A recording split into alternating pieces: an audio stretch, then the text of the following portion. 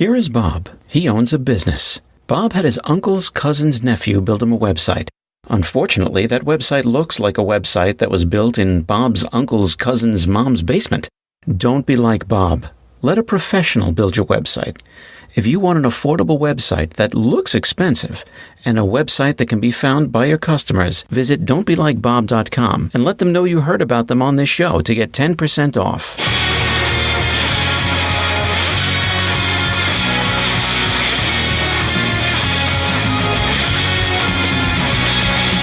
The Happy Warrior Podcast. Conservative commentary on the news of the day from a more positive perspective.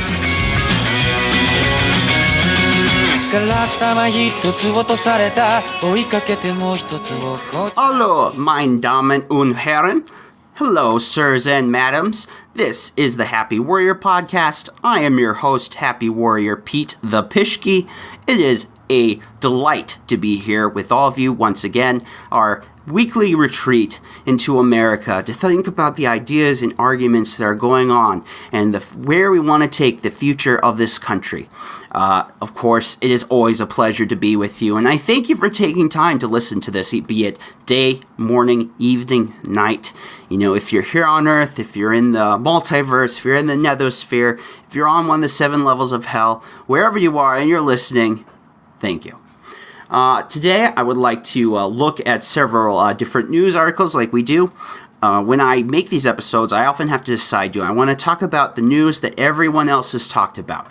Or do I want to focus on smaller items, but I feel are of high priority, but maybe are not discussed as much? Usually I do the latter. However, today I'm going to mix some of the former in with the latter because I feel that there's some pivotal stories that are going on here that need some clearing up.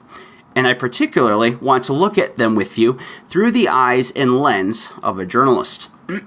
As I have discussed here with you before, I have a background in journalism. Combine that with my background in politics, that kind of gives me some added insight that maybe you might not have. There are some big news stories that we need to discuss. State of the Union, of course, I'll briefly brush by, but what's going on with the Green New Deal, as the cool kids are calling it. We're going to talk about AOC. We're going to talk about fact-checking. And I got some fun and stupid animal news that I'm sure you guys will enjoy, including glowing squirrels out of New York. Yes, don't drink the water. So where should we get started? Well, I think we should start by going to the State of the Union. Yes, the State of the Union. Now, the State of the Union, I loved. I thought was great. If you're listening to this podcast, chances are you already heard it, you listened to it, you watched it, or you had summaries of it, so I'm not going to go into depth. But what you should know is that Trump did well.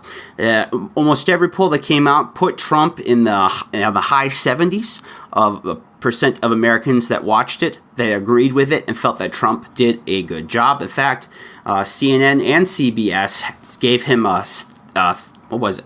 76 from CNN? Yeah, 76 from CNN. Roughly 3 out of every 4 viewers approved of the speech, which is a very high number, a very good number. I'm be very proud of that. Very proud. By the way, that stat wasn't reported much in the news, sadly, which is too bad.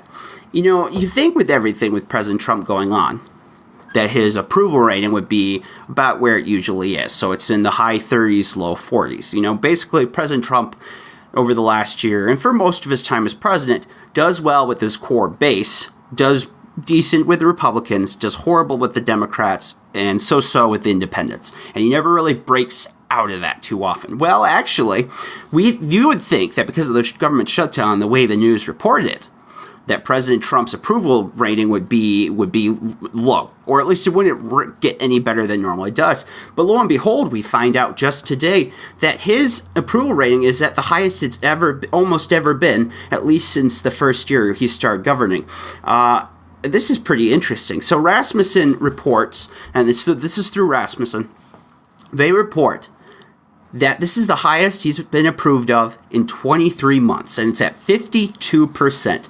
52% of the country approves of what President Donald J. Trump is doing. That is fantastic.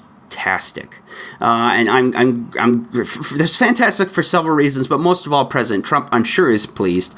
I'm sure after all the attacks from the media, all the craziness from the Democrats, all the jumping jacks that they did at the State of the Union, where you couldn't get Democrats to stand up for stopping late-term abortion. You couldn't get them to stand up for fighting against socialism, except for Manchin, by the way, Senator Joe Manchin. I have to give him a high five for that. That was pretty brave of him. So all in all, between the State of the Union and this new Rasmussen report, the polls are looking pretty good for President Trump, much better than most of us. At least if we had read the mainstream news, and even conservative news had reported. You can only use what's being reported and what stats you have. And this new stuff that came out the last week is starting to turn that narrative around. I think this is positive because President Trump, like it or not, has become the vehicle for. And I'm not saying this is a good thing necessarily, has become the vehicle for not only conservatism, but has become the vehicle for freedom. He's become, in some ways, the vehicle for Judeo-Christian morality. He's become the vehicle of economic freedom and capitalism, or what I like to call free enterprise. President Trump, like it or not, is right now the representative of those Republican, small r, ideas. And it's important at the moment, and probably going into the midterms, that President Trump approval stays high because these ideas are sitting in the vehicle that is President Donald J. Trump. And if the Trump if the Trump car crashes, it might take a lot of those ideas with him. And that would be really, really bad because we are at a pivotal time in our nation. We are arguing about what the United States of America is now and what it should be in the future and what it should represent. And we here on the side of freedom and righteousness and morality are fighting for, yes, the United States of America should be in the fight for man's freedom, that we should be the pull ourselves up by our bootstraps, fight for what's right, fight for what's good, take on the hard things, and, allow people to live their lives in peace according to the dictates of their own conscience. As I often like to quote, as Thomas Jefferson said, as long as it neither breaks my back nor breaks my leg nor steals from my wallet, I don't care. And on the left, we have the progressives, we have the social justice warriors, we have the Democrats, and we have, unfortunately, it seems more and more these days, the mainstream media. And this is where I want to start. I want to start with us talking about the mainstream media and a small little niche area of journalism called fact-checking. Now, fact-checking is a neat part of journalism that does take a lot of work. You need to know your stuff, and you need to be able to do research. You need your people, the journalists that work on it, to be able to hurt their own side and to tell the truth. And it seems that these days, as I look at fact-checking more and more often, it seems to me that the good fact-checkers have gone, that the good fact-checkers have either left the business or they sold their souls to the devil for the hope that they would win the fight in partisan politics. And this includes everyone, even people that used to be somewhat trusted, like the Washington Post's Pinocchio system. There's only one or two reporters there that are willing to call out the left. You can't find it anywhere. It doesn't matter. It's not Politico doesn't do it right anymore. NPR never really did it right, but there's very few places you can go to. Even people on the right, you go to Daily Caller fact checks. Sometimes they're willing to call out people on the right, but more often than not, it's just a defense of the general meaning behind what they said. It's not a strict fact check of actually what they said. And this is a sad and terrible thing. As a person in journalism, the loss of this niche of reporting is a sad thing. And the State of the Union and the Green New Deal, and I'll talk about that later on in the podcast, are perfect examples of what has happened to fact-checking. And this is a thing to lament. This is a thing to lament. It is sad that we have lost this. And I'll make my case. My case is here. Let's start with Politico. Politico many of these organizations did a live fact-checking of the State of the Union while it was going on. And they mixed this, so they sent out little, tweets every so often to say, fact-check, Trump claim. And then you have to click the tweet and you actually get where they got wrong. So the impression was, fact check, something Trump said was wrong. Otherwise, why would we issue a fact check? And then you actually have to go ahead and you have to click it. And if you click one of their tweets, this is the most egregious one, but great example. Fact check, President Trump claims 1 in 3 women that are illegal immigrants are sexually assaulted while on their journey north. And you click you have to go over there, okay? You click the tweet, get my mouse here. All right, I clicked the tweet, and what do you find? Here's the fact check. I'm not joking, this is ridiculous. A 2017 report by Doctors Without Borders found 31% of female migrants and 17% of male migrants said they had been sexually abused while traveling through Mexico. For the report, the medical organization randomly surveyed 467 migrants in shelters that supports in Mexico, what it called a snapshot in time based on the population available in the selected facilities. So President Trump says 1 in 3 women, they cross the border illegally, they're going to be sexually assaulted. That is a lowball number because I've shared stats with you before. That's as high as sometimes as 67%. You should look up these things when you have Google on your own time. Don't do this at work, NSFW, but type in illegal immigration coyote rape trees, and they're these trees. They're on the south, on the other side of the southern border, that just have ladies' garments, and on every branch is tons of ladies' garments. And what happens is these coyotes, who are depraved, evil people that will traffic children into sexual slavery, use other children to ferry drugs, or both. They will, when they're taking women, they will take them aside, they will rape them, take their underwear, put the underwear on the tree, and take them into the U.S. to receive their payout. Well, the other half of the payout. They have to pay out up front. Much of it. I don't know if all of it, but they pay out much of it before they even get there, and they kind of get the rest when they get into the country. Really, really bad. Well, Politico says, this is a false. Fact check, this is false. It's not 33.33333. It's actually 31. Yeah, it's not 33%. It's 31. Yes, that is an actual thing that Politico did create. And Politico is ridiculous. Politico also.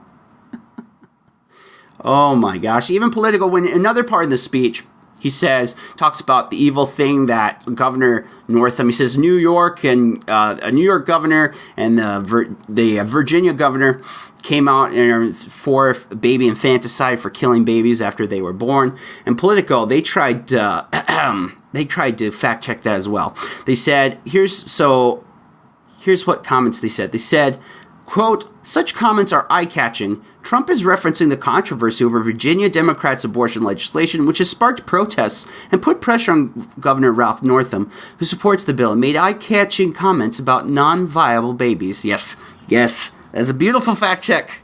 That is, we are going to hide this terrible story in euphemisms and legalese, journalistic legalese. Oh, just ridiculous. And that was not only the only example. That was Politico's was one of my favorites. I thought that was so enjoyable. The 33. It's not that. It's 31. Some other great one. Well, what about this? I want to point out. I'll put this in the outline. This epic essay called "Impartial Fact Checkers Are Revealing Their Partisanship Against Trump" by David Hersani, and it is fantastic. He basically is doing the exact same thing I'm doing here, where he looks at all the ridiculous fact-checking that these organizations did. Here's another one. New York Times. In the speech, Trump calls the illegal border crossing crisis. I think the words are like urgent national crisis. New York Times. Fact check. This is false. It's false? Yes. You see, illegal border crossings have been declining for 2 decades. And Borders and Custom agents say they arrested 50,000 people trying to cross the border in the last 3 months. But this is only half of what it was in the mid-2000s. Oh, I'm sorry. It's only 50,000. There were more. There used to be more in 2000s. Wait, but it's still going on, right? Well, yes, it's still going on. And these people, they do bad things, right? They do bad things to the illegal immigrants. Well, I mean, yeah, but so this is all subjective, right? An opinion. So you're saying something is a national emergency. National emergency is subjective. One man's national emergency might be, just a little temper tantrum, something to ignore on the other side. Like, it's completely subjective. Okay, what I think is a national emergency, you won't think is a national emergency. I think it is a national emergency that Captain America is not going to be any more Marvel movies after this summer. I say we declare national emergency. But you say, I don't really like Chris Evans' portrayal, and Captain Marvel will be much better. This is a lie. But that's subjective, right? I have my opinion, you have your opinion, but it's subjective. But no, we are fact-checking now subjective things because Orange Man bad. Here's another great one. This is a fantastic one. And the NPR decided to read. I'm not making this up. I'm not making this up. Quote, fact check. President Trump praised the record number of women in Congress. But that's almost entirely because of Democrats, not Trump's party. Oh my gosh. Yeah, and what did Trump say? Well, he said, exactly 1 century after Congress passed the constitutional amendment, giving women the right to vote, we also have more women serving in Congress than at any time before. That's great. Very great. And congratulations. That's great.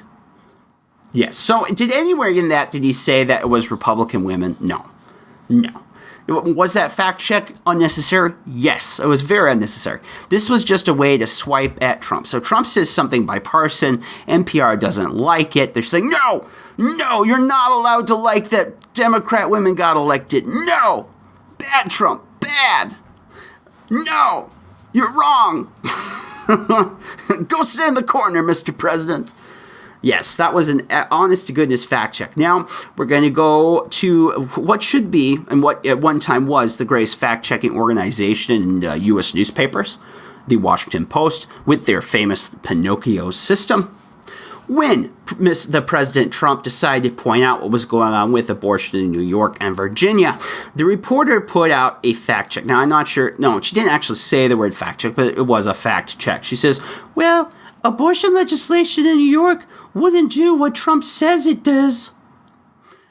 Now, in nowhere in that fact check does she undo what Trump said, or she proves that what Trump said was a lie. Okay? This is meant to obscure the truth. Okay? Trump puts out a factual claim. You cannot get around this factual claim. New York passed a bill that will not punish anyone if they kill a baby if it lives from an abortion. If it lives, it's on the table, you can kill it, no one will be charged. That is an objective fact.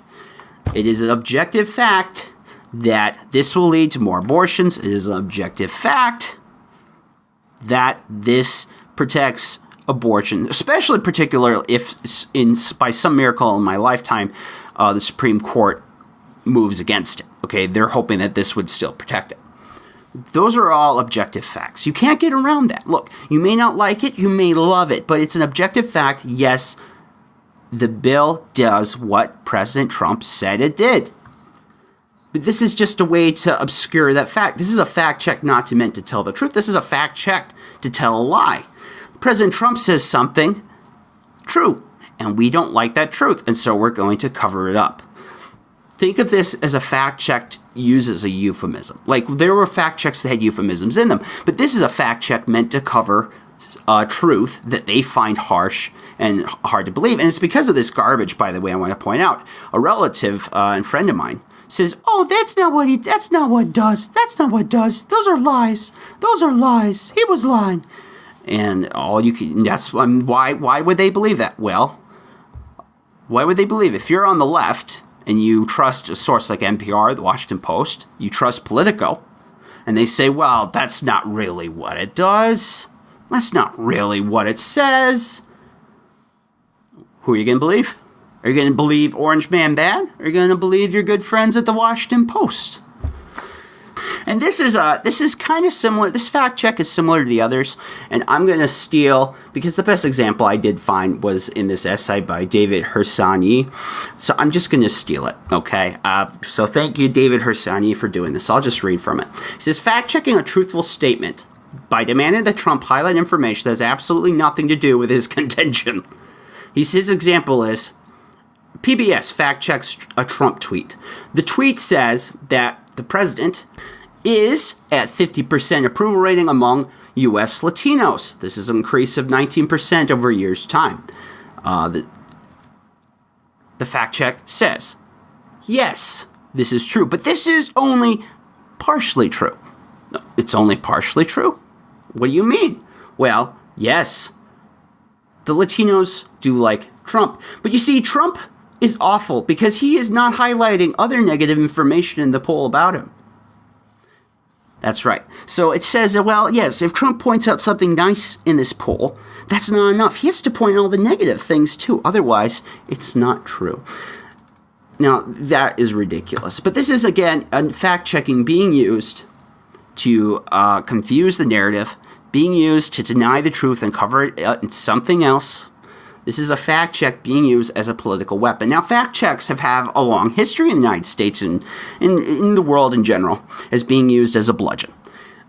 But there used to be this trust, and it used to be that the journalists tried to show they had to have this standard that we're willing to take on both sides.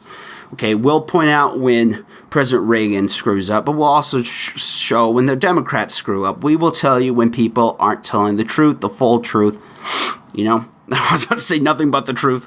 And though the systems weren't perfect and people did screw up, generally speaking, they did try. But that's not what's happened. This is, I'm going to take someone else's word. But Bill O'Reilly, yes, that guy from Fox News, had the greatest insight on this whole fact-checking thing that I will continue into a little bit. He says, in the media, it used to be that if we had media bias, that was just an extra product. That was just something extra on the side. Yes, it showed up. But now, media bias is being baked in with the rest of the cake. So instead of being media bias as a symptom, media bias is not part of the disease. Media bias is part of the package, okay? And I find that insight to be quite incredible and quite accurate. And I want to prove that by looking at what's going on with the Green New Deal and how it's being fact-checked in the media. So I want to go into the specifics of the Green New Deal more in my next segment, but part of what you should know is that the Green New Deal came out and it ended up looking like an embarrassment. At least in the mainstream news, it came out looking like an embarrassment. The leadership of the Democrat Party, well, the big leader, Nancy Pelosi, made fun of it. Okay, at the moment, just doesn't look good. So AOC said, the draft that everyone saw, that wasn't really what we wrote. It was doctored. I'll just read from the tweet. Let's take her at her own words. There are multiple doctored G&D resolution and facts floating around. There was also a draft version that got uploaded and taken down. And she's saying, basically, that the one you guys see about the ban on planes, farting cows, ban on nuclear, that's not really there.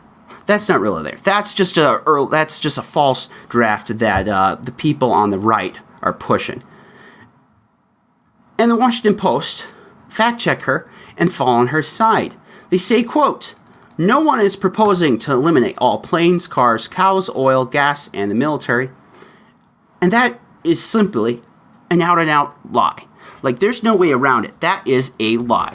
And unfortunately for all of us, the Washington Post is only one of very many journalistic organizations that spent over the weekend their time to put out headlines providing political cover for AOC and the freshman left.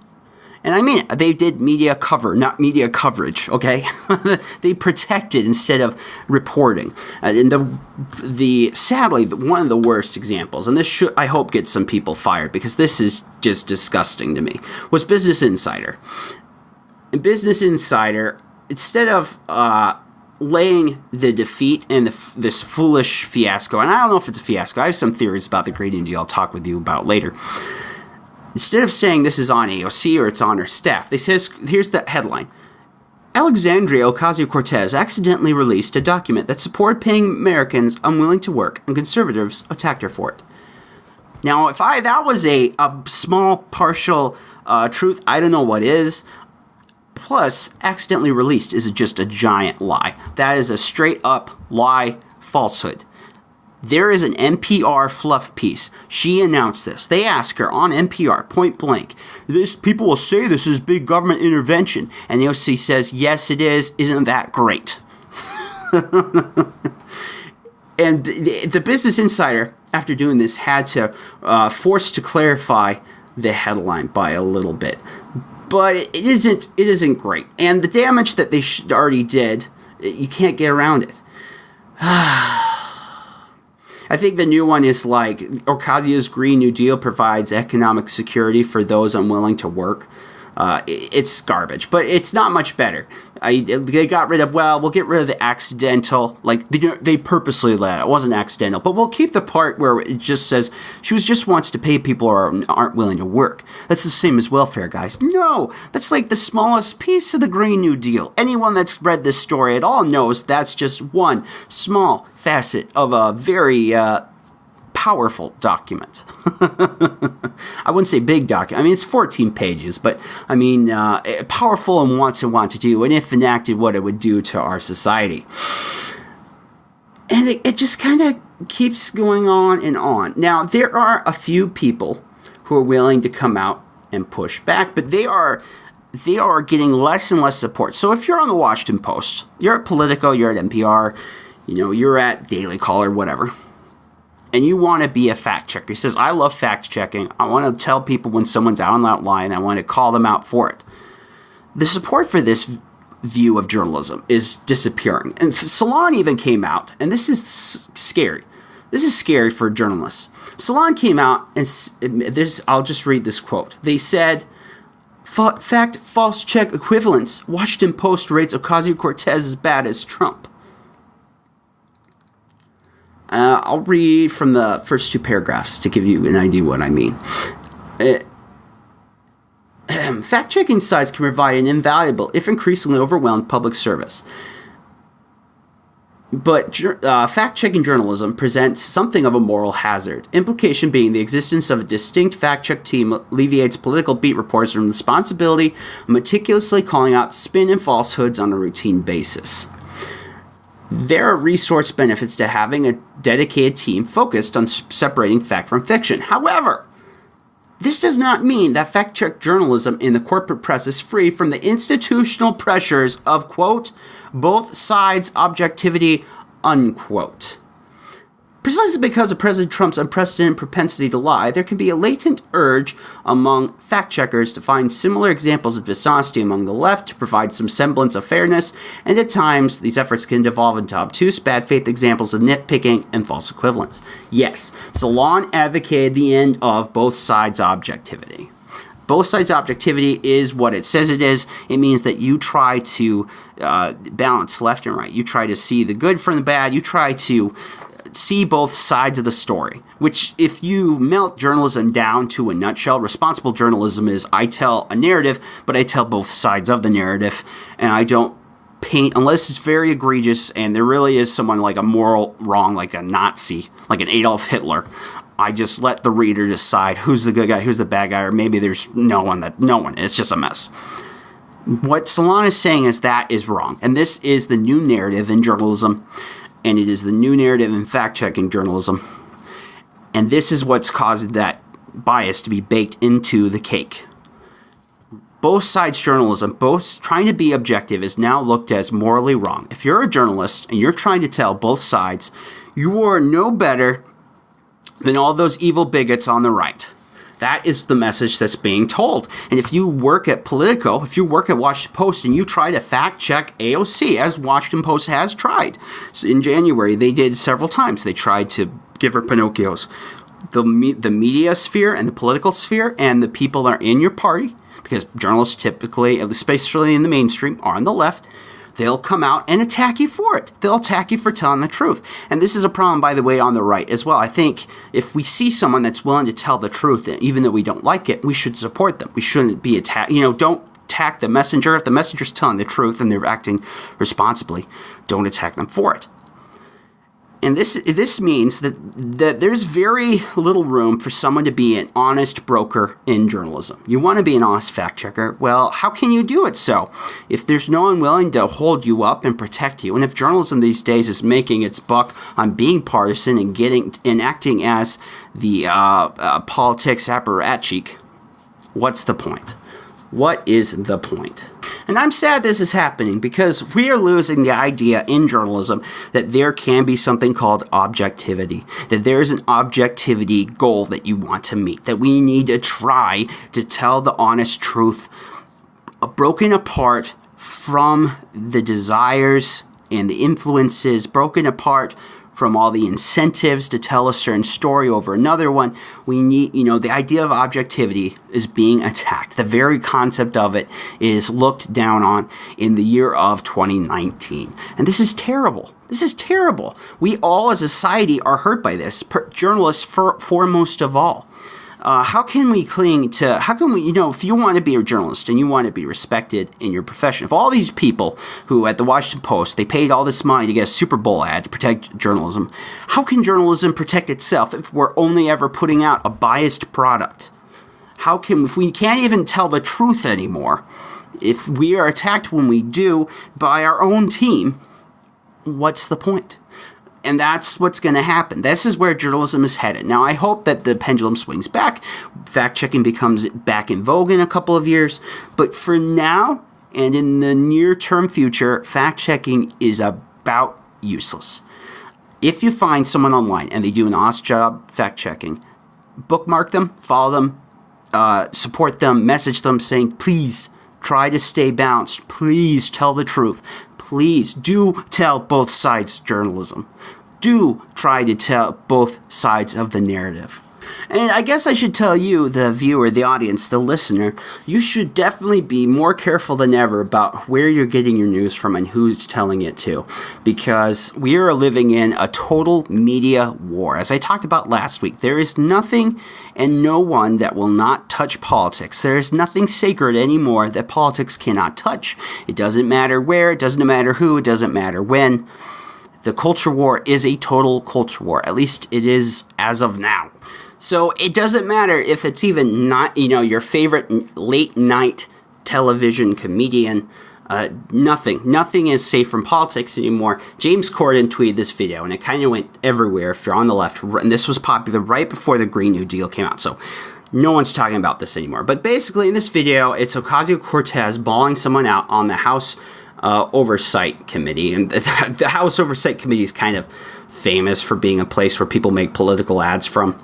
And she just kind of goes on this long-winded rant about the evil of corporate PACs or PACs. She made this argument. She says, well, if I'm entirely lobbyist funded by a PAC, let's say I'm a really, really bad guy, and there's some skeletons in my closet I need to cover up so I can get elected. Is it true, Mr. Smith, that you wrote this article that says payments to women were unseemly? That doesn't mean they were illegal? And he says, I guess, yeah, whatever, yes. So green light for hush money, I can do terrible things? It's totally legal right now for me to pay people off, and that's considered speech. That money is considered speech, so I used my special interest dark money funded campaign to pay off folks that I need to pay off and get elected. And that is all that anyone ever saw. See, what was missing from the video that was being tweeted millions of times all around the place on the interweb was that it was only the AOC side of the conversation. You see, Mr. Smith did have a response. It was a pretty dang good response, but you wouldn't have known that. The way the video was shared on Twitter was, well, this man is just speechless. AOC, this righteous crusader of progressivism, she just put him in his place. So I'm just going to play for you what James Corden and the millions of people that retweeted it weren't willing to do, which was the other side of the story. Well, I would say there are a couple things, for example, that would not be. She answers, is there anything that could apply here? There are certain things that could not apply here. For example, the whole point of the article that she held up that I wrote was that you cannot use your campaign funds to make those kinds of payments. That would be illegal personal use. Right. Campaign funds are not dark money. They are totally disclosed, so they are not dark money. It's worth noting, by the way, that earlier it was mentioned that dark money constituted about $1.7 billion. I believe that figure is incorrect by a factor of about 500%. Dark money constitutes about 2 to 4% of the total spending in U.S. elections and has always been involved in U.S. elections. So those are just a couple of points. And I did kind of chuckle at the question, Is it possible, asked of us, that these this money is influencing the questioning here? To that, I'd say that's something you have to ask yourselves if you're being influenced and see what you think. If you are, you might question yourselves. If you're not, you might question this hearing. Wham, bam, thank you, ma'am. Yep, AOC just got owned by IFS Chairman Bradley A. Smith, and that was a fantastic response. But see, you would never have heard that. You would have never have known if you were many on the left who just did that cool retweet of what James Corden shared about AOC talking about evil, dark money in U.S. politics. You would never know that everything she said was a complete and utter piece of garbage. You would never know that none of that is true. You would never know that actually AOC is completely and utterly factually wrong. And that's what I'm talking about. And this is the thing. If the people like James Corden and the people who are entertainers or they're political people and they retweet and they are essentially doing their own version of political journalism. They're sending an opinion. And yes, it's one side. Yes, it's biased. Yes, it's incomplete. But in rough proportions, it kind of looks like opinion journalism. If their quality of work is no worse than what someone's doing over at the Washington Post or Politico as a fact checker, then what is the point of having fact checkers anymore? All right, well, I am done with my nice little diatribe on the sad death of fact-checking in U.S. journalism. I want to take a quick break, get a drink of water, refresh myself, and then I'll move on with some very interesting segments. I want to talk about the new Green Deal, or is it the Green New Deal? I don't know. Anyhow, this has been the Happy Warrior Podcast with Happy Warrior Pete.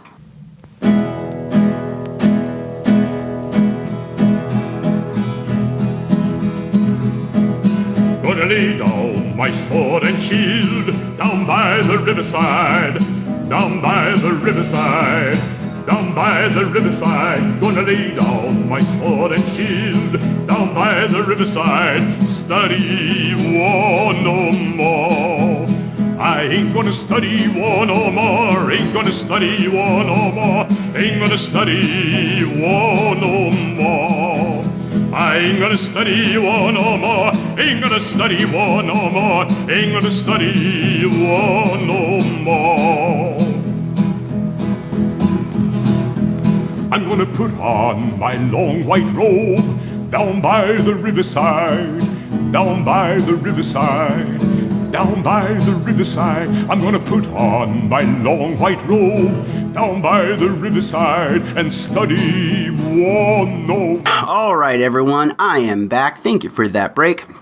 Before we get going again, I'd like to remind all of you that please follow Happy Warrior Pete on Facebook. Follow us on the Twitter, which is Happy Warrior P, and follow us on Minds.com. Minds.com, it's a relatively new social media website. I'm enjoying it a lot. There you can find us as Happy Warrior Pete. I have an Instagram account. Haven't done much with it. Have done a YouTube account. Got some videos there, but not lots. We're trying to figure out how to get my health better so I can get more content out to you, wonderful listeners. That doctor that I did meet with is willing to help. Now we have to figure out a way to pay for it, and that's a gigantic mess and a half. So thank you for your prayers and your concerns regarding me. Please continue to pray for us and helping me figure out this health issue, how to get the pain treatment, how to get my life, physically, my health back on track. I'd really appreciate that. Well, there's a part in the State of the Union where Trump says we will never be socialists, and I loved it. That was awesome. But a lot of people didn't love it. They weren't very big fans. They weren't big fans at all, and I don't know why they weren't big fans. Well, because they don't want to admit that anywhere and everywhere that socialism is tried, it fails and leads to death and devastation. But I don't know. One example of this is even here in the United States. It was called Panera Cares. It was a nonprofit eatery created by Panera Bread. And it was started, 8 or 9 years ago. And they called it a nonprofit restaurant where people could come in, get food, and they could pay whatever they felt like paying. Okay, so that could be $0, could be even $1, could be loads. It was up to you. You pay what you want. But this was meals with a suggested donation price. Well, if you know anything about the history of socialism and people getting free stuff, they tend to like getting free stuff. And the best thing about being free is not paying anything for it. And that is exactly what happened. Yes, it was a gigantic and abysmal failure. And they said that that they found, especially out of the 5 locations, they had one in Portland, that the losses were as much as 70% of the total costs. They said the losses were attributed to students who mobbed the restaurant. Yeah, that makes sense. College students that are poor, they want to eat, ate without paying, as well as homeless patrons who visited the restaurant for every meal of the week. Eventually, this became a location where only the homeless could get a few meals a week. They couldn't get every meal, but they could just get a few. And it was just a gigantic mess. It really was. It turned to a gigantic mess. It turned out into a gigantic mess not too far into its operation. They eventually had to hire security guards who had to roam the entrance. They had to make sure that residents and people who were there were safe. It was just awful. Even the people, not the homeless. Here's the funny thing about socialism, and when you want to do a social program to help the poor are sometimes they are grateful, but more often than not, they're not. And so they had at this restaurant this problem where customers would get their food and then they would be very rude, they'd swear, they'd be very gross, they would glare. They just were all around ungrateful, which seems like every American millennial these days. Am I right? It was just a gigantic mess. And the last one that was left in Boston is now closing. It's very sad. The eat model of pay what you can restaurant does not work. And it's so sad. So sad, too bad if you're homeless and you wanted to get yourself some expensive bread. Thank you. That was a small poem by Peter Pischke. One more funny thing that I would like to talk about is what's going on over on the other side of the pond, over in Britain. And some of the stuff going around with Brexit is insane. Now, you think our media is weird. Well, Britain's media is even weirder. And there's this, it's just this awesome. And I got turned to this story from National Review. And it's about a doctor, Dr. Bateman. No, that is not the start of a dirty joke. Yes, her name is Dr. Bateman, Victoria A. Bateman. She is an academic at Cambridge University in the economics department. And she has she's done this series of kind of like TED Talks, except they're NSFW, because, not safe for work, because she does them naked. Yes, she gives these TED Talks about the evils of Brexit naked. And in these videos, and I don't suggest you watch them, she writes Brexit on the top of her chest, so kind of right below her shoulders and neck. On her right breast, she wrote leaves. On her left breast, she wrote Britain. And on her tummy, she wrote naked.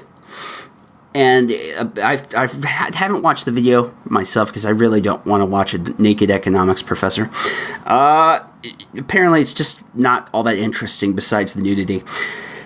This is the best part. Okay, so she decided to continue this protest of Brexit, that she would actually attend an economics conference for Cambridge University.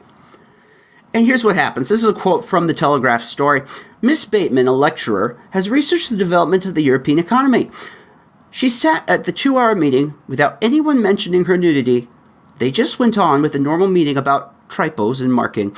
Nigel Knight, director of studies at Churchill College and the chair of the meeting, glanced at her and then said to his secretary, "I think we need some cups for the coffee."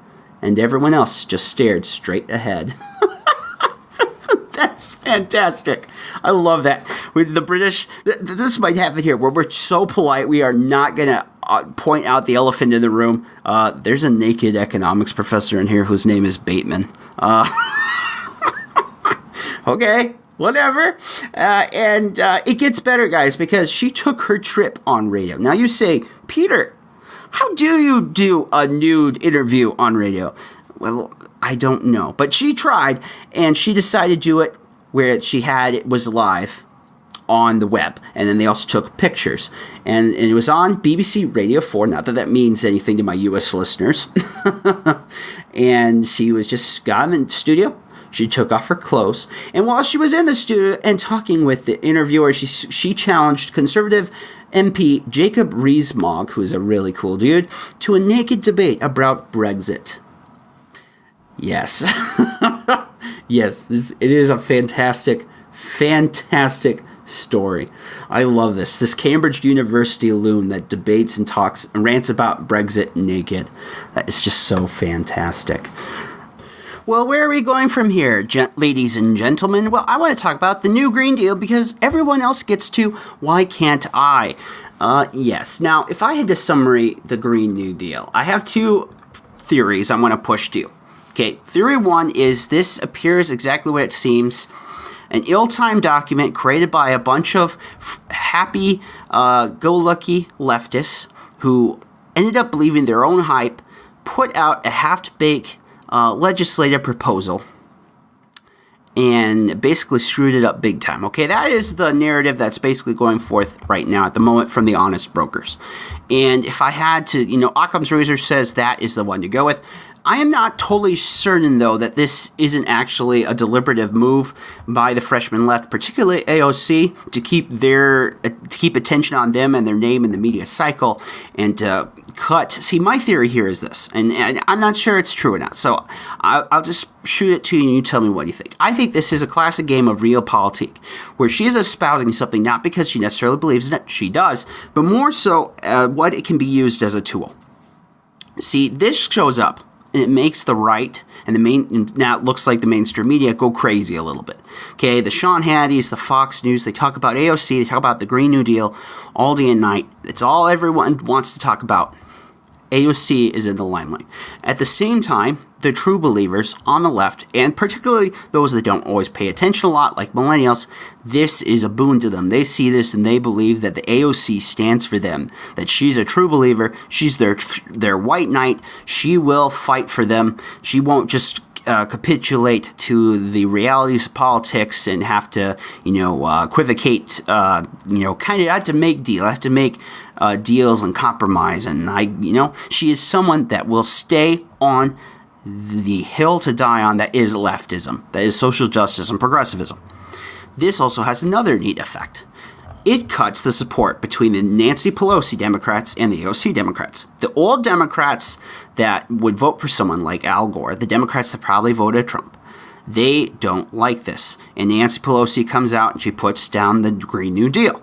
This now, as AOC has effectively divided the base support for the normal mainstream Democrats and the super left Democrats. And AOC has proven time and time again that she wants to push forward the super left Democrats, or I'll call them the alt left. She wants the alt left to be successful. She's talked about this over and over in the media, in the news. Her team is always saying that they're looking for people to primary the other long-term, more middle ground in their politics Democrats. This does a good job of helping move towards that goal. So in the ways that I've listed, one, it keeps their name in sight in the media cycle. 2, it makes the hardcore leftists happy. 3, it divides Democrats from the hard left and the medium. And here is the last bonus, and this might have been intended, it forces the political candidates who want to be president, it forces the presidential frontrunners in the Democrat nomination course to choose a stance. And they all want the left vote. Okay, all of these, Kamala Harris, Cory Booker, all of them, they all want to be the most leftward candidate because they believe that's where the votes are. So Klobuchar, all of them, they're all coming out. What was it, 5 so far have come out in support of the Green New Deal. Now, the Green New Deal, the content is everything that you've heard. It really is. It is based on, by the way, something called the Second Bill of Rights. This was an idea that Wilson and FDR pushed forward, and it was, the first Bill of Rights is about what the government can't do, what rights you have. The new Bill of Rights that they were pushing was what the government has to give you. A car. The old campaign slogan was, a car in every driveway, a chicken in every pot. This is based on that narrative. This is a progressive a dream that they've had for over 100 years, is this idea of a second Bill of Rights. And that's out of that is how we get the Green New Deal. And if you read the Green New Deal, yes, it is crazy. Yes, it says we have to ban cow farts. Yes, we have to ban nuclear power. We have to ban planes. We have to all use trains. Yes, it says all that. But it's more so a wish list of what the progressives want. Okay, if you want to know what the progressives would do if they were king for the day, this tells you all of it. And here, I'll just read a list of some of the other elements that are in the plan. Overhauling transportation systems in the United States. Restoring and protecting threatened, endangered, and fragile ecosystems. Provide resource training and high-quality education, including higher education to all people in the United States. They want college for everybody. The Green New Deal also advocates for a guaranteed job program for families with a sustaining wage, including adequate family medical leave, paid vacations, retirement security to all people in the United States.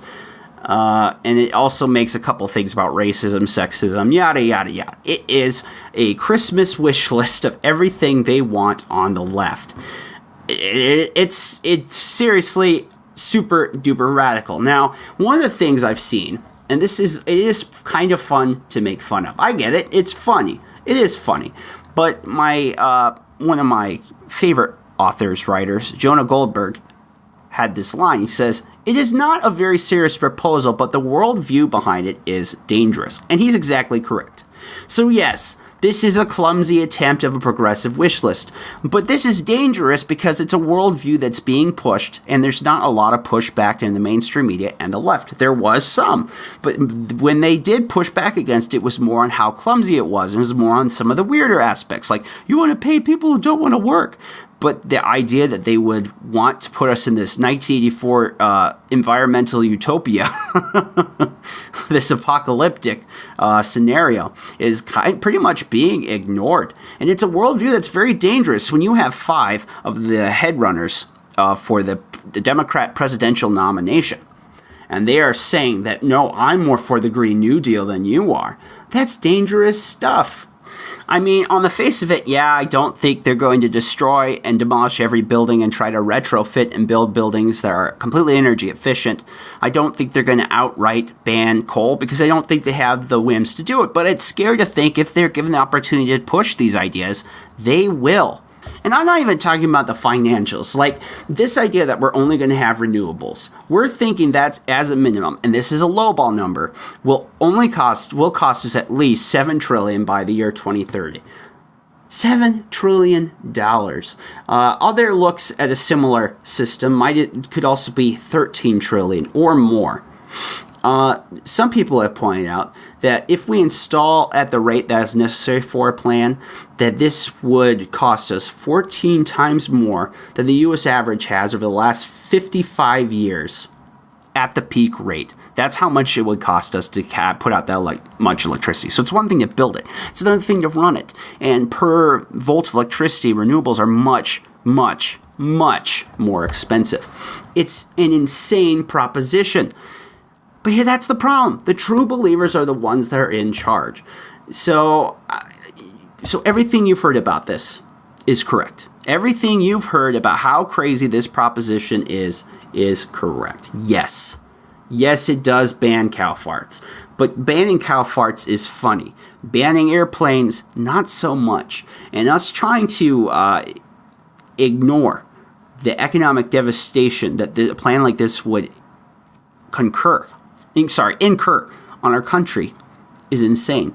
I really think that we should take this very seriously. I'm not saying we should blow it off. That's my one problem, I think, with the media coverage on this, particularly from the right, is that we are all kind of making fun of it. But we should be, at the same time, when we're joking about it, we should take it very, very seriously. Because if they get in charge, we may see a future where they try to move towards one of these goals. And while I think it's nice if we could live in a world where we didn't need coal, maybe that might be nice if we could all have only clean energy. But we're not there yet, right? It's just not financially possible. And the fact that you want to be environmentally friendly, and you're going to ban nuclear power, which is the most efficient form of electricity and is the cleanest form of electricity. That really is this. By the way, nuclear fission is the answer to our electric wolves. I mean, this is a kind of a controversial thing, but not for really any reason statistically. It's just in the American mind. We've had for years and years and years all these movies and media about the evils of nuclear power. I mean, in its 50-plus year history, it's like less than 1,000 people have died from nuclear power accidents. It's just in our mindset because of our history with the media, popular media, that we just have this idea of radioactive menace. And we don't actually look at how effective, clean, efficient, and safe nuclear power actually is. And if people were actually serious about solving something like the issue of global climate change, nuclear energy would have to be part of the recipe to solve it. But I digress. This is why I go back to Jonah Goldberg's point. Yes, the plan is unserious, but the mindset behind it is not. And this is me, if we ignore it at our own peril. Central planning only leads to despair, death, and devastation. And if these people are given the power to do so, that's where it will lead. Mark my words, so help me God. Do not give these people power if you value your lives, your family, and your freedom. What they are asking you to embark on is insane in its mindset, and this cannot be denounced and made fun of enough. But if it's going to be made fun of, make fun of it on its principle, because central planning like this is more akin to what the Nazis and the Soviet Union pushed forward than it is akin to American form of government. All right, that's all I have to say. Quick break, and we'll be right back.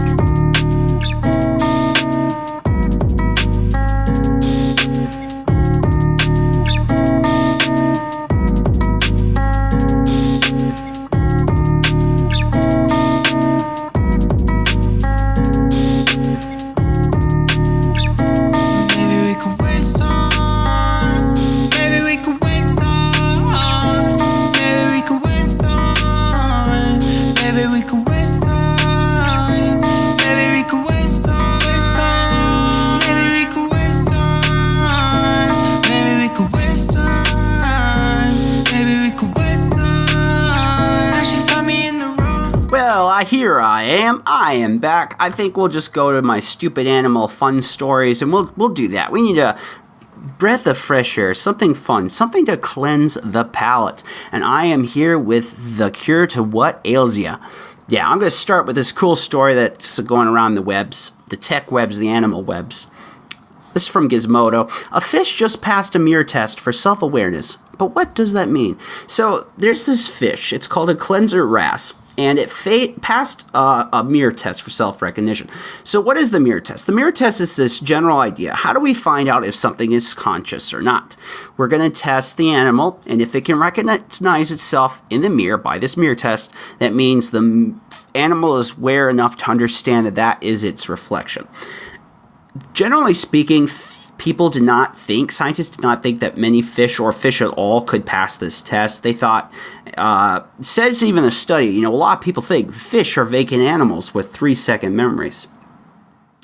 But it finds out that actually there are more creatures, since we first did these tests in the 1970s with chimps, that there are all kinds of creatures that have at least advanced form of intellect enough where they can recognize themselves.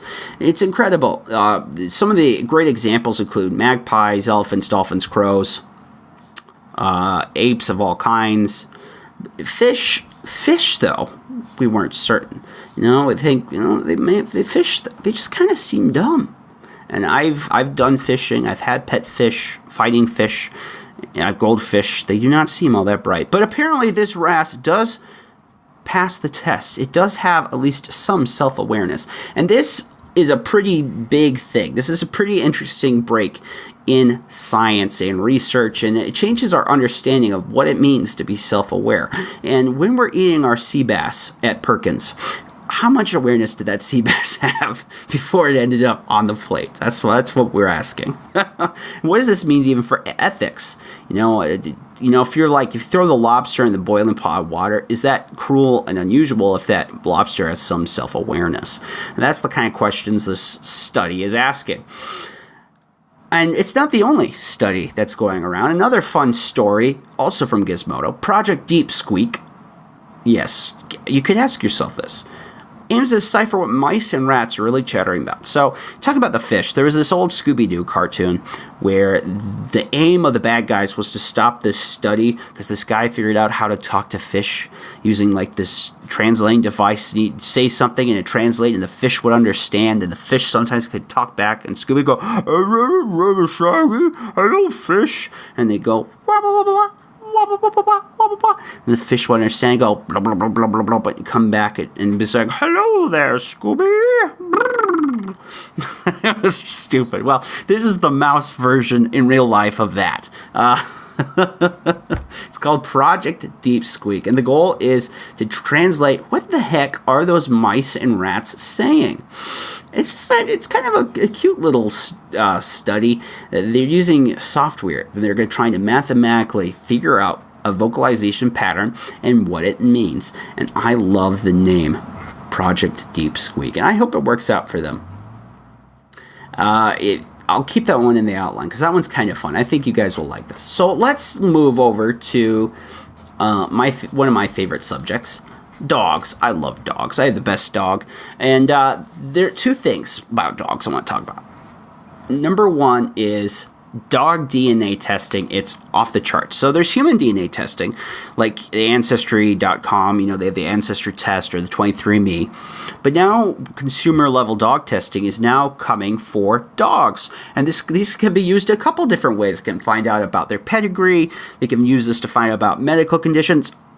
A lot of apartments, even here in Sioux Falls, and we had one of the major candidates, Joe Locher, who ran for mayor. She said, I had a biotech company, a biotech startup, and all her company did was check DNA and dog poop to figure out which of the dogs in the apartment building pooped where they're not supposed to. It was ridiculous. Anyhow, yeah, and this testing is ending up everywhere. DNA testing is ending up everywhere, and there's a lot of debate going on. In the scientific and business community, what are the ethics of this? And if you're like at the Kennel Club and you find that Schmootsy Poo's pie chart shows that they're not really a pure blood Doberman Pinscher, that they just have just a little teaspoon of a Labrador Retriever in there. They got just a little bit of Schnauzer or whatever. This is just one of a bunch of different ways that they're like, what does this mean? And it's so fascinating. I kind of like DNA tests in theory. I think one of the problems is that information doesn't have any protection, so the FBI just can take where it wants. I think its usefulness is being overstated by these companies. But I still think it's kind of neat. I don't know if I'd pay $100 for Snuggle Bear to get her DNA test, but I think it's pretty neat. Let's do this one. Hero dog breaks out of the house, leads police back home to save owner from gas leak. So here's the story. A dog in Westchester County is being hailed a hero after breaking out of her home to save her owner's life. At first, the police thought she was just a dog on the loose, but then realized the pit bull was on a mission to get help. Quick, Sally's in the well! On Wednesday around 3:30, Sadie, a 60-pound pit bull, was found wandering the streets of Tuckahoe, barking up a storm. We got a call of a loose pit bull. Lauren Serrata of the Tuckahoe Police Department. Tuckahoe. That's an interesting name. Police tried to catch her, but Sadie bolted back to her house, and the cops were in hot pursuit. And when they get there, they noticed that the sliding door in the backyard was open. When they went to investigate, they noticed an odor of gas emanating from the doorway. Apparently, it turns out, there was an actual gas leak in the home. Police now believe that Sadie ran from the house to get away from it and then lead officers back to help. What do you think she was doing? Rappaport asked Sadie's owner. I don't know. I want to say bringing them here, but what else could it be? People are now calling Sadie a hero. I like this story. They said if Sadie had done this, maybe the house would have had an explosion. Now, I think it does, to be honest, this is going to lessen the story, but I don't think the owner was home at the time. So it wasn't that she necessarily saved the homeowner, but she did save the home. There could have been a fire. You don't know what would have happened. So Sadie the pit bull saved them all. I like that story. That one's a heartwarmer. I like the heartwarmers. Okay, one more animal story. Bonus animal story for you at home. This is from the Charlotte Observer, and I can't believe this story, but it is real, and they have a picture of it. Large fox squirrels can grow pink. Yeah, mune squirrels, seldom seen breed in East North Carolina, capable of glowing pink, experts say. So, apparently this squirrel is called a fox squirrel, and they have a certain condition that makes their bones and even their fur glow pink under ultraviolet light. It's called congenital how do I say that? Congenital erythropoietic porphyria, and the Candid Critters page shows examples here. And there are a bunch of squirrels, and they glow pink, and they have one here. It's just showing, like the squirrel's like, what's going on, man? And it does glow pink. It really does. It's a bright pink, too. Wow. That is really pink.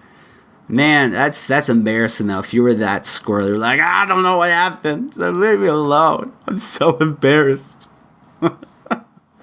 But yeah, there you go. There it is. There is my last animal fun story. So we've had our fun. I think we need to do one more segment of serious. I want to talk about, and I talked about some last week, I talked about the culture war and how there can be no neutral parties. There can be no cowards in the American total culture war for the soul of the United States and the Western world at large. And I wanted to go through some examples of news stories that show this point, that there are negative outcomes when you choose to be a coward, okay, in really important ways. It isn't just that our favorite entertainment, our favorite franchises like Star Wars, the Marvel movies, or some fantasy book that I had my eye on, that those get screwed up with, taken away, forced stuff. It isn't just the world of entertainment. It affects some very important things that people need to stand up and push back on. Unfortunately, because many people don't want to have to deal with the culture war, they don't want to have to deal with the mess that is our political climate these days, many evils that happen don't get any pushback at all. And I'm going to point to Europe. In the UK, they've had this culture war going on longer than we have. And so you can look at what happens in UK as a portent of our future, unfortunately. And one of the things is that they've had a lot of legal and illegal immigration, particularly from Africa, from the Mideast, from Eastern Asian countries with heavy Muslim populations. And the problem with this is that the culture war is such that if you say anything even remotely negative, or you question someone that might be Islamic or have a practice that is egregious, morally wrong, you won't say anything because you just do not want the hassle. And it kind of goes into the dark side, the problem with the English, the British way, or what's called the British peaceful life, where you just kind of want to be left alone. You don't bother other people. They don't bother you. You live kind of a nice, happy, peaceful life. Yes, it's not very exciting, but it is your own, and it's just, pleasant. And this, unfortunately, leads people in Britain too afraid to say when they see something wrong. And my examples start with here about what we're seeing to girls in Britain that come from African Muslim communities. One of them you've heard of, one of you haven't. You've probably have heard of female genital mutilation, but you probably have not heard of where they iron developing girls' breasts. And this is a problem in the UK, and it's a tradition that's finally made its way to the United Kingdom. It's called breast ironing. And what happens is they take red-hot stones or irons on the female breasts. And the idea here is to prevent the breasts from developing as a way to prevent men from raping. You see, sexual assault is so bad in Africa. It is so egregiously bad in parts of Africa that their own mothers are mutilating their children in hopes that they will be less sexually desirable to rapists. Yes, I know. Isn't it just such a wonderful, beautiful culture? Such a wonderful values coming out of Africa. And this is a big problem. And so this tradition has made its way to Britain, to Europe and the UK. And people will not push out against it. Many doctors are afraid to report it. And it's a problem. One, because it harms them. It really harms them. Two, it doesn't actually do what they want. It just ends up people being abused. And, that part of them often still develops. And so social workers now and doctors and all kinds of people will not say when this is going on.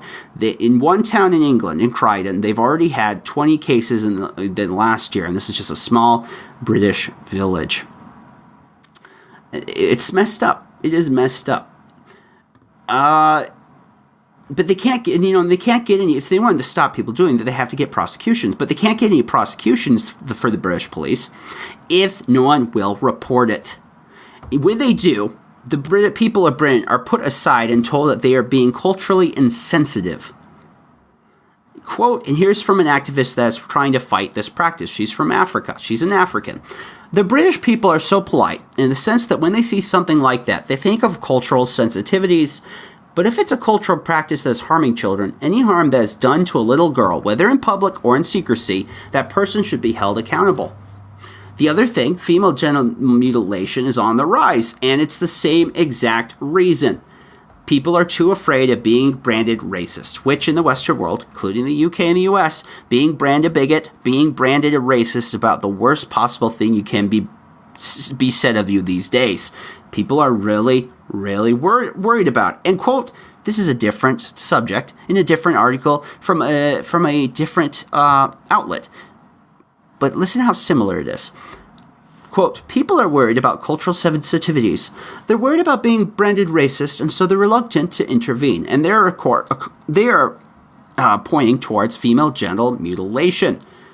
That doctors will see these cases, and they won't report them. And when they do, the police often just ignore it, because the police aren't sure what to do with it. Everyone is too afraid to say that it's wrong. And female genital mutilation is wrong.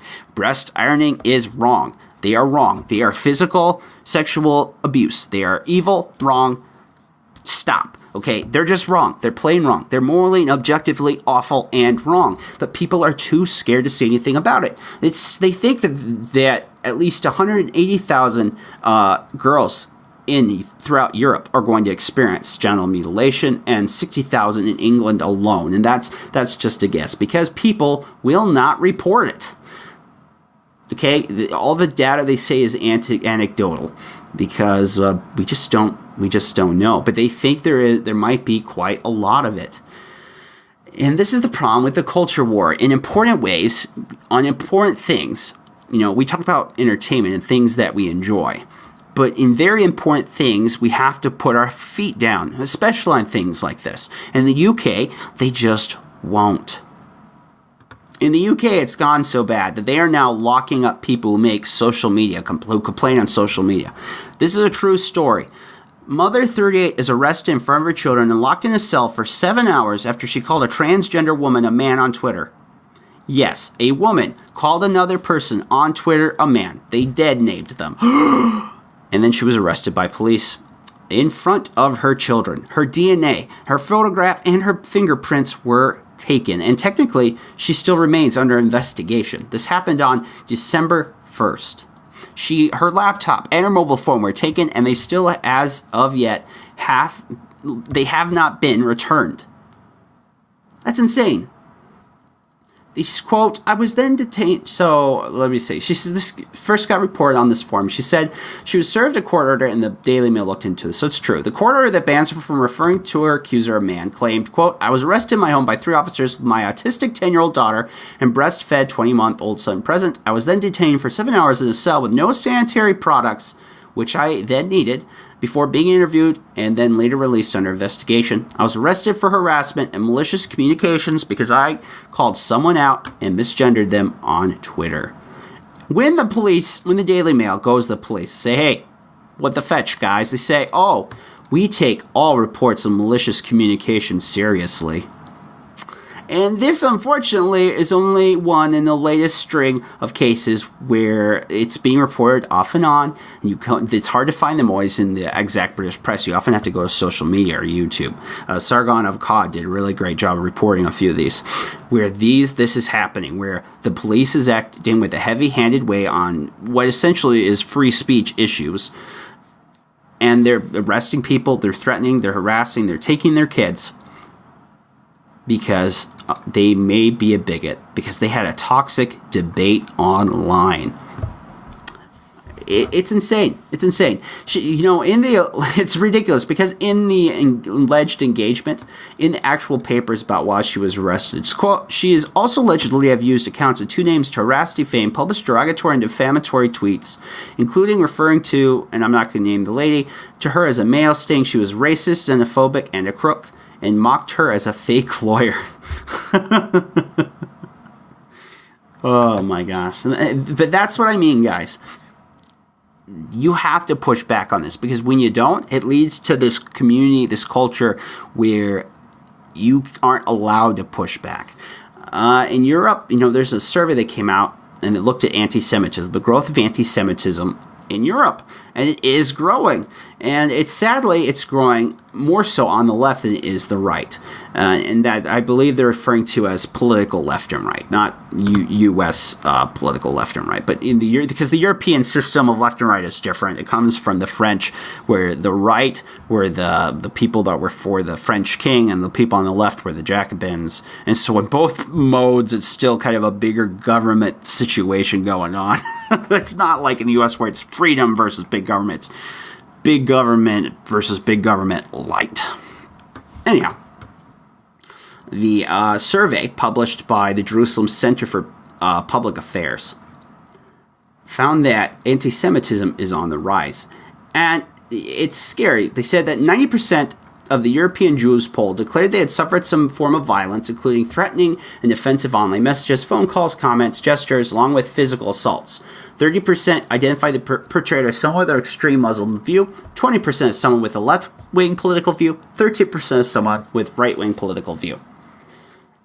They said that it's wrong to just insist that this is racist dangers coming from the nationalist political parties. Okay, there's this idea in Europe going on right now, and you can see it here, that it's the nationalists, the people on the right, that are pushing anti-Semitism. And yes, there are many that are. This is completely and utterly true. But we are also seeing it on the political left in these countries. It's scary. Where they're finding the anti-Semitism the most is France, Belgium, Germany, and the Netherlands. British Jews, at 84%, express the highest level of concern about anti-Semitism in political life today. Yeah, the UK, our sister across the pond, has Jews worried more than these other countries, which is hard to believe, right? Because you think Germany, Nazi Germany, of course they have the worst anti-Semitism. But according to this poll, it is actually Britain that leads in this terrible fear. And it comes again of this fear that no one will stand up against evil, that no one will call out evil when it is wrong, that no one's willing to take a fight in the culture war because they don't want to be labeled a bigot. They don't want the hassle. And so evil ideologies and an atmosphere allows to thrive evil people and evil things. And so there are Jews now they're afraid in Europe because people who would be good and who would say something about it just aren't doing it. On top of that, we have a large ignorance about the Holocaust, about the history of anti-Semitism in general. Even when I was in school, in high school, this was something that was heavily taught in middle school as well. And I hope that it should be in every single school in the United States. Every single American person should be taught the history of the Holocaust. I would say add that they please just learn the history of fascism and socialism and evil authoritarianism in general, but very least, the Holocaust. Because a study came out, and I didn't report this at the time, this is from last year, that found that 2/3 of millennials don't know what Auschwitz is. Yeah. 2/3 of U.S. millennials do not know what Auschwitz is. Quote, 22% of millennials in this poll, Washington Post is the one that reported this, found that the millennials had not heard of the Holocaust. Yeah. 22% of millennials did not know what the Holocaust was, which is twice the amount of U.S. adults who said the same. So 11% of adults don't know what the Holocaust was. 22% of millennials don't know what the Holocaust was. Ugh. Scary, scary stuff. Yeah, 66% of millennials cannot come up with the correct response identifying Auschwitz as a concentration camp or extermination camp.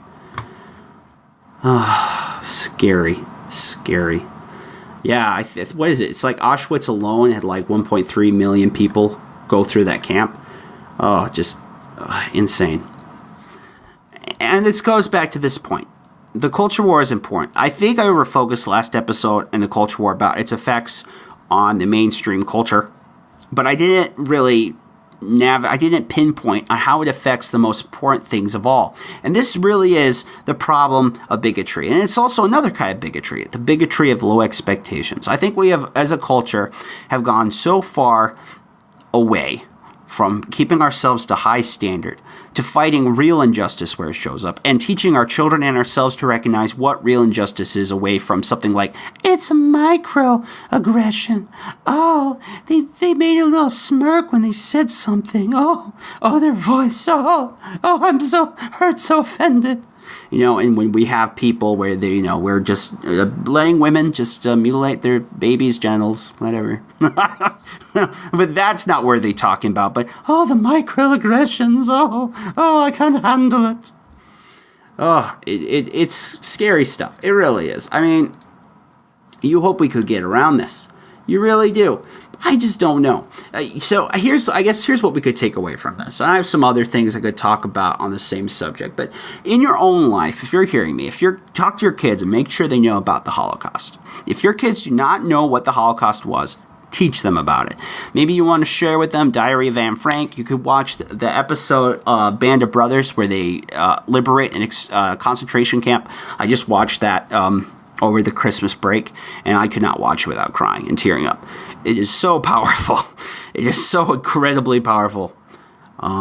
There's a part in that, if you haven't seen Band of Brothers, see it. It's amazing. I would recommend watching with Vid Angel to clean up some of the swearing in it. But there's a part in it where they want to feed all the concentration camp survivors. I don't know if it was Auschwitz or Dachau. They say they're liberating. And they're feeding them, and they said, you have to get all these people back in their huts. He says, why? Well, if you feed these people too quickly, you have to have medical staff. If you feed these people too quickly, they could die, okay? Their bodies wouldn't be ready for it, and they could kill them. And so they had this guy, their only guy with them who knows French, and he has to translate, and he has to tell all these people. They have gone through hell and back. They have to go back into their huts. And it's an incredibly powerful moment. And it made me realize and recognize once again just the sheer depravity and evil that the National Socialists inflicted on millions and millions of people, and how evil and wrong that was. And how we must never forget. That phrase really does mean something. We never forget it. And what it shows to me is we are forgetting. So this is why the culture war is important. Do not just fall for it. You got to push back. You need to educate your kids. You need to educate your family. Okay, if you want to fix this problem, first start in your own home and your own family. Make sure they know these fundamental things about history, these fundamental things about what's right and wrong. They know what real evil is and what it looks like. It isn't just, someone was racist. There's more to it than that, guys. Okay? They need to be able to recognize pure, sheer evil, hellish evil. Okay, they need to know what that's like. They need to know what is good. They need to know about bravery. They need to know about, yes, America wasn't always a good place. We've made a lot of mistakes, but we've always tried to do better. Yes, we didn't live up to that dream that Thomas Jefferson gave us in the Declaration of Independence, but we've all tried to get closer to it. You need to teach your family this stuff because, look, if you're not going to, no one is. And if you don't, then we're going to end up in a situation that we see now in the United Kingdom and Europe. And if they end up with some authoritarian that takes them back to the policies of Nazi Germany, it will happen again out of ignorance. And that is why the culture war is important.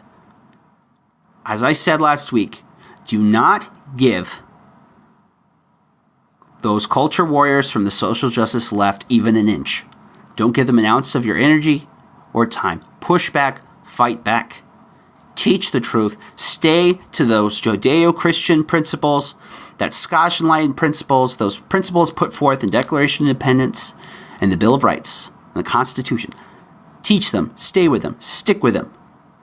Grip them as tight and as hard as you can.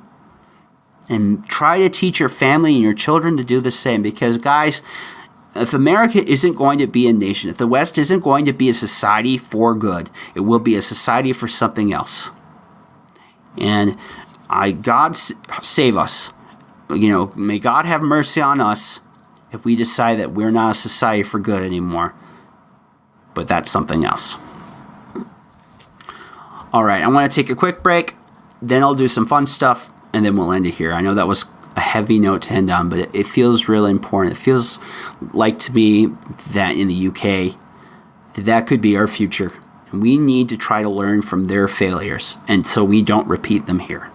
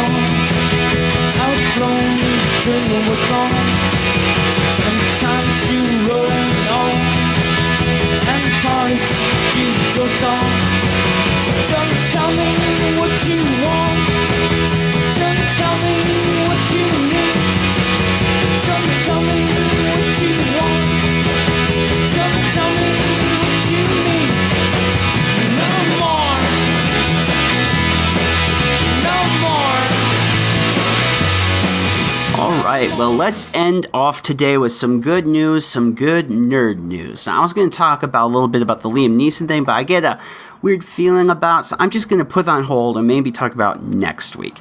So what is the good nerd news I'm going to talk about? Well, it looks like a compromise might have been had at Marvel for the Guardians of the Galaxy Volume 3. If you remember, James Gunn, the fantastic producer, director, writer, got in trouble for past bad comedy that he had apologized before he was even hired by Disney. And it was a whole mess. Chris Pratt and all the actors said, well, if you don't bring James Gunn back, we're just not going to be in this.